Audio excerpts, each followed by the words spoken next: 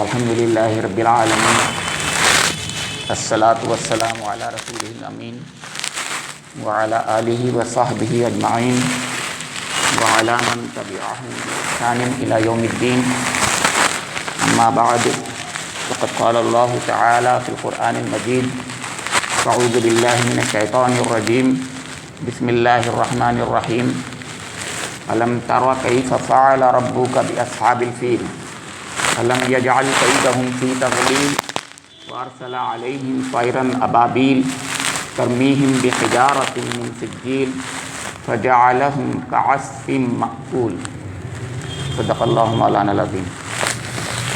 محترم بزرگوں، عزیز ساتھیوں، پیارے بچوں، السلام علیکم ورحمۃ اللہ وبرکاتہ۔ میں نے ابھی آپ کے سامنے قرآن پاک کی آخری 10 صورتوں میں پہلی جو سورہ ہے، جو کہ تراویح میں بھی 10 صورتوں کی شکل میں آپ لوگ ہر سال سنتے ہیں اور مغرب کی نمازوں میں تقریباً ہر ہفتے میں 2-3 بار وہ سنتے ہیں، وہ سورہ فیل سنائی ہے، جو اللہ رب کریم نے خاص طور سے ہم لوگوں کو سبق دینے کے لیے، ہدایت کے لیے نازل فرمایا ہے۔ گزشتہ جمعوں میں جو بات آپ کے سامنے رکھی گئی تھی وہ یہ ہے کہ اللہ تعالیٰ نے قرآن پاک میں مختلف قسم کے قصے سنائے ہیں، کچھ انبیاء کرام کے قصے سنائے ہیں، کچھ غیر انبیاء کے قصے سنائے ہیں، اور کچھ غیر انبیاء کے قصوں میں سے اچھے لوگوں کے قصے سنائے ہیں، اور کچھ برے لوگوں کے بھی قصے بتائے ہیں۔ جو اچھے لوگوں کے قصے بیان فرمائے ہیں تو اللہ تعالیٰ کا ان پر جو انعام ہوا اس کا ذکر کیا گیا ہے قرآن میں، اور جب برے لوگوں کے قصے سنائے ہیں جس کے صرف اشارے کیے ہیں اللہ تعالیٰ نے، تو پھر اپنے غضب کا اظہار کیا ہے اور بتایا ہے کہ ان پر میرا غضب نازل ہوگا۔ اب وہ غضب میرا نازل کس شکل میں ہوگا؟ ایک شکل میں تو ہونا ہی ہے جو آخرت میں ہے، اور ایک عذاب دنیا میں بھی ہوتا ہے جو اللہ تعالیٰ عبرت کے لیے قوموں کی اور ہم لوگوں کی اور قیامت تک کے انسانوں کی عبرت کے لیے وہ دنیا کا عذاب بھی بھیج دیتا ہے۔ اس سے پہلے اصحاب الاخدود کا، یعنی ان خندق والوں کا قصہ تھا جنہوں نے آگ بھر کر کے مومنوں کو اس میں دھکیل دیا تھا۔ جیسے کہ گزشتہ جمعے میں عرض کیا گیا تھا کہ اس کی تفصیل نہیں بیان کی گئی ہے، لیکن صرف اتنی سی بات فرمائی گئی ہے کہ اللہ تعالیٰ نے ان پر عذاب جہنم اور عذاب الحریق کا فیصلہ کیا ہے۔ یہ عذاب جہنم، عذاب حریق کیا چیز ہے، یہ ذرا سی بات بتانے کی ضرورت تھی آج، جو میں بتانا چاہوں گا۔ اور دوسری بات یہ عرض کروں گا کہ دنیا میں جیسے کہ میں نے بتایا، یا تو عذاب اس دنیا میں آ جاتا ہے، اللہ تعالیٰ کے غضب کا اظہار یہاں اس دنیا میں ہوتا ہے، ورنہ آخرت میں تو ہونا ہی ہونا ہے، اور اس کا اظہار جہنم کی شکل میں ہے۔ اللہ تعالیٰ کی غضب کا مظہر جہنم ہے۔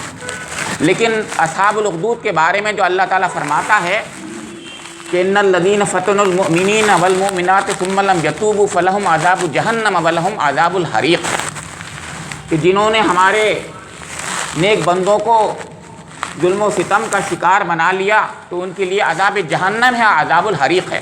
عذاب جہنم ایک کافی تھی بات، لیکن عذاب الحریق بھی کہا ہے۔ اس کا مطلب یہ ہے کہ اللہ تعالیٰ مختلف قسم کے عذابوں کو خاص طور سے ان کی جرم کی پاداش میں اور جرم کی اصل جرم کے اظہار کی شکل میں ضرور قیامت کے روز جو ہے ان پر نازل فرمائے گا عذاب۔ یعنی مطلب کہنے کا، کیونکہ انہوں نے اس دنیا میں ان کو آگ میں ڈالا تھا تو جہنم کا عذاب ایک طرف ہوگا، اور وَلَهُمْ عَذَابُ الْحَرِيقِ، یعنی دہکتے ہوئے آگ کی ان کو سزا الگ دی جائے گی۔ یہ بات مفسرین نے کہی ہے اور بہت اہم ہے کہ تم نے دنیا میں ان مومنوں کے ساتھ جو کچھ بھی کیا، یہی تو کیا، اس دنیا کی آگ میں ڈال دیا۔ یہ دنیا کی آگ کیا ہے؟ اس سے 70 گنا زیادہ تو جہنم کی آگ ہے، اور اس سے علاوہ میں نے تمہارے لیے، ان لوگوں کے لیے جنہوں نے دنیا میں ایسا ظلم کیا تھا کہ ان کو آگ میں ڈالنے کا فیصلہ کیا تھا، ان کے لیے الگ سے آگ بنائی ہے، عذاب الحریق ہے۔ جس کو اللہ تعالیٰ فرما دے کہ میں نے ان کے لیے خاص طور سے الگ سے عذاب کا فیصلہ کیا ہے، الگ طریقے سے عذاب ان کو ہوگا، وہ عذاب الحریق ہوگا، تو ہم نہیں جانتے الامان الحقیق۔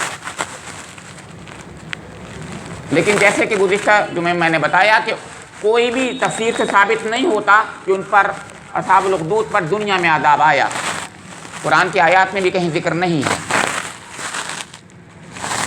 کیوں؟ اس لیے کہ یہ عقیدہ آخرت پر دلیل ثابت کر رہی تھی سورہ بروج۔ اس سورہ کا عنوان یہی تھا کہ تم اس آخرت کو مان لو، مرنے کے بعد حساب و کتاب ہونا ہے، تم سے سوال ہوگا، تم نے جو کچھ کیا ہے اس کا تمہیں اللہ کے حضور جواب دہی کرنا ہے، اور جیسا تم نے کیا ہے ایسا ہی تمہیں بدلہ ملے گا۔ میں نے کہا ایسا ہی بدلہ، تم نے دنیا میں آگ میں ڈالا تھا تو اس کا آگ جیسا ہی عذاب تمہیں دیا جائے گا، یہ کہنا ہے میرا، ورنہ عذاب الحریق کیوں کہتا اللہ تعالیٰ؟ یہ بہت بنیادی باتیں ہیں جو غور کیا کیجیے قرآن پاک، یعنی صرف ایسی بات نہیں ہے کہ بدلہ ملے گا، بلکہ ویسا ہی بدلہ ملے گا، یہ قرآن پاک بار بار کہتا ہے۔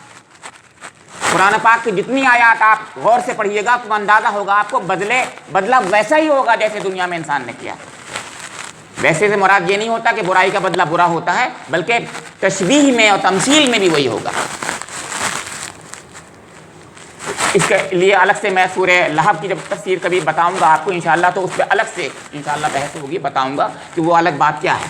لیکن یہاں پر جو عرض کر رہا ہوں کہ دنیا میں اللہ تعالیٰ عبرت کے لیے، انسانوں کی عبرت کے لیے دنیا میں بھی عذاب بھیج دیتا ہے، اور آخرت میں تو ہونا ہی ہونا ہے، اس سے کوئی مفر نہیں ہے۔ ایسا نہیں ہوگا کہ یہ کفارہ بن گیا، کفارہ مومنوں کے لیے بنتی ہے سزا، مومنوں کے لیے جو سزا ہوتی ہے، جو تحدید ہوتی ہے، وہ کفارہ بن جاتی ہے، لیکن کافروں کے لیے نہیں بنتی، کافروں کو وہاں بھی عذاب ملے گا۔ تو یہ سورہ الفیل، جس کو ہم اور آپ تقریباً ہر نماز میں پڑھتے ہیں، اور ہر مغرب میں تقریباً محلوں کی مسجدوں میں یہ کہیں نہ کہیں پڑھی جاتی رہتی ہے۔ اس میں فرمایا گیا ہے الم تری کیف فعل ربک باصحاب الفیل، کیا آپ نے دیکھا کیف فعل ربک، کہ آپ کے رب نے کیا کیا باصحاب الفیل، اصحاب فیل کے ساتھ میں؟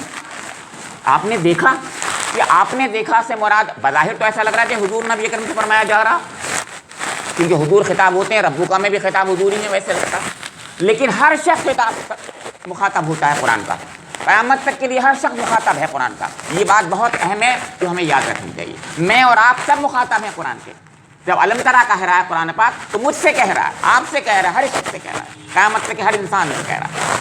اب سوال یہ ہے اس نے تو دیکھا نہیں تھا، ترا کے معنی تو اب بظاہر یہ لگ رہا ہے کہ دیکھنے کی بات آتی ہے، لیکن عربی میں اور ہماری زبان میں بھی جب ہم کہتے تم نے دیکھا تو مطلب یہ نہیں ہوتا کہ اس نے دیکھا، مطلب غور کیا۔ تو عربی میں بھی ترا کے معنی بالکل یہی نہیں ہوتے کہ اپنی آنکھوں سے دیکھا، بلکہ چشم بصارت کے ساتھ چشم بصیرت سے دیکھنا بھی مراد ہوتا ہے۔ سمجھنے کی کوشش کیجیے، چشم بصارت یہ آنکھیں ہیں جو ہمارے ماتھے کی آنکھیں ہوتی ہیں، اور چشم بصیرت وہ آنکھ ہوتی ہے دل سے دیکھتی ہے، تو غور کرنے والی آنکھ۔ تو آپ نے کبھی غور کیا؟ اور وہاں پر جن کے سامنے پہلی بار یہ سورہ سنائی جا رہی تھی، حضور نبی اکرم کی نبوت کے دعوے سے تقریباً 4-5 سال بعد یہ نازل ہوئی ہے، اس وقت تک مکے کی آبادی میں جتنے بھی بزرگ تھے تقریباً سبھی زندہ تھے، چند ہی لوگ مرے تھے۔ کیوں؟ اس لیے کہ حضور نبی اکرم محمد مصطفیٰ صلی اللہ تعالیٰ علیہ وآلہ وسلم کی پیدائش مبارک سے 50 دن قبل یہ واقعہ رونما ہوا ہے، صرف 50 دن بعد آپ دنیا میں تشریف لے آئے۔ اس کرشمے کو اللہ تعالیٰ نے دنیا میں دکھا کر اپنے نبی آخر الزماں محمد مصطفیٰ صلی اللہ علیہ وسلم کی دنیا میں تشریف آوری کا خاص طور سے موقع دیا 50 دن قبل پہلے۔ تو گویا حضور کی، آپ کو معلوم ہے حضور کو نبوت 40 سال میں ملی، اور 4-5 سال بعد یہ سورہ نازل ہوئی، تو 45 سال کے تھے آپ اس وقت۔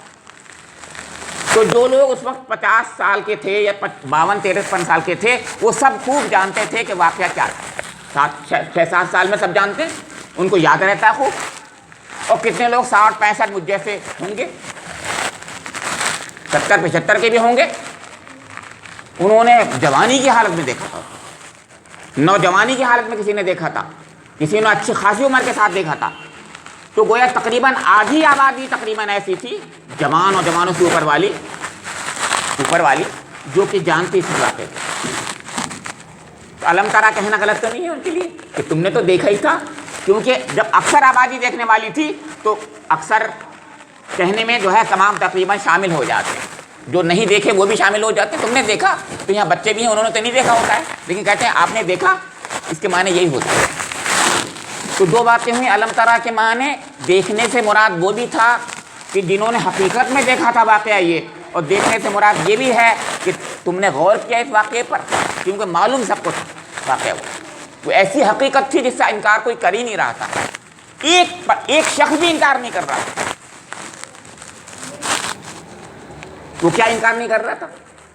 وہ انکار یہ نہیں کر رہا تھا کہ جو کچھ بھی واقعہ رونما ہوا وہ رب کعبہ کی طرف سے ہوا ہے سب کچھ, چاہے وہ ابو لہب ہو, چاہے ابو جہل ہو, چاہے عتبہ ہو, چاہے شیبہ ہو, چاہے اور سرداران قریش ہوں, کوئی بھی یہ کہنے کی جسارت نہیں کر سکتا تھا کہ نہیں رب کعبہ نے نہیں کیا, یہ لات نے, حبل نے, منات نے اور فلاں فلاں بتوں نے کیا. نعوذ باللہ, کوئی نہیں کر رہا. یاد دلایا جا رہا ہے وہی واقعہ. تو تم نے غور کیا اس بات, کیا واقعہ کہ آپ کے رب نے نبی اکرم اصحاب الفیل کے ساتھ کیا کیا؟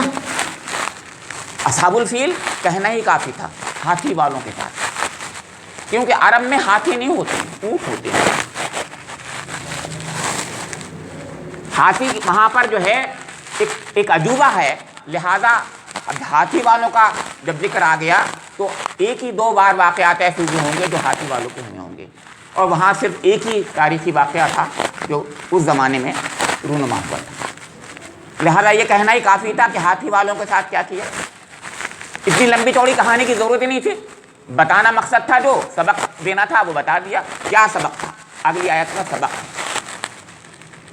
الم یجعل کیدہم فی تضلیل, کیا ہم نے ان کی ساری تدبیریں اکارت نہیں کر دیں, غارت نہیں کر دی, ان کی تدبیر غارت نہیں کر دی.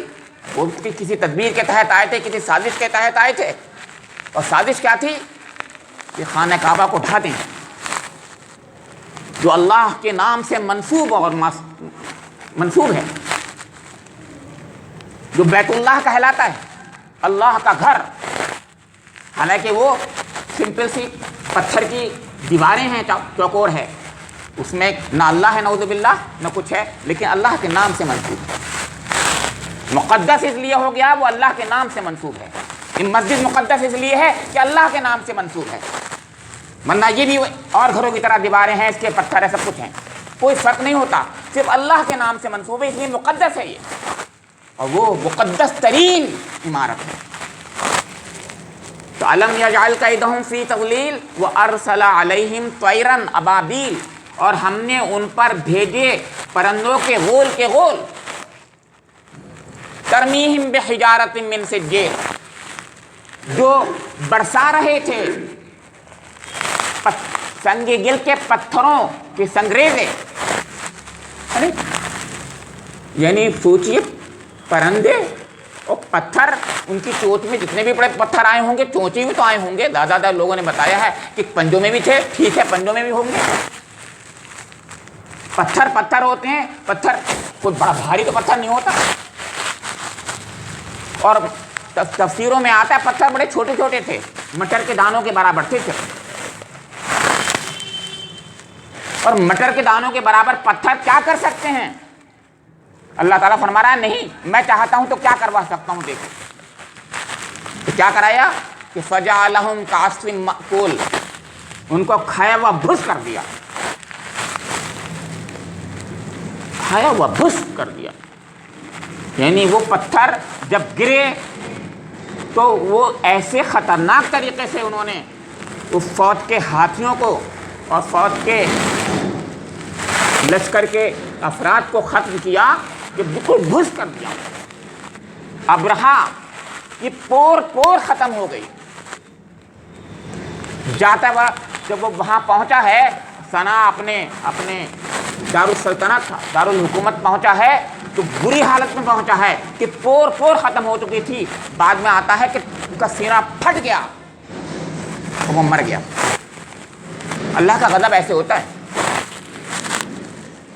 آپ ان تفسیروں پہ چاہیں کوئی سوال کریں، لیکن حقیقت تو یہی ہے کہ ابرہہ تو ختم ہوا،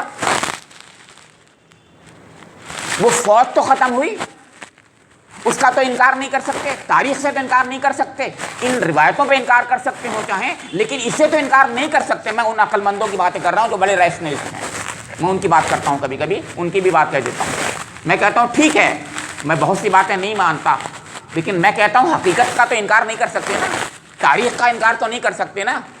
اس تاریخ کی بات پر غور کیجئے. انشاءاللہ اگلی بار زندہ رہا تو میں آپ کے سامنے بات بتاؤں گا، اس میں اور مزید کیا سبق ملتے ہیں. صرف اس سے اتنی بات یاد رکھیے، اللہ رب کریم نے دنیا میں اپنے دشمنوں کو دنیا میں بھی عذاب سے دوچار کیا ہے اور آخرت میں دوچار کرنا ہی ہے. ربنا تقبل منا انک انت السمیع العلیم وتب علینا انک انت التواب الرحیم.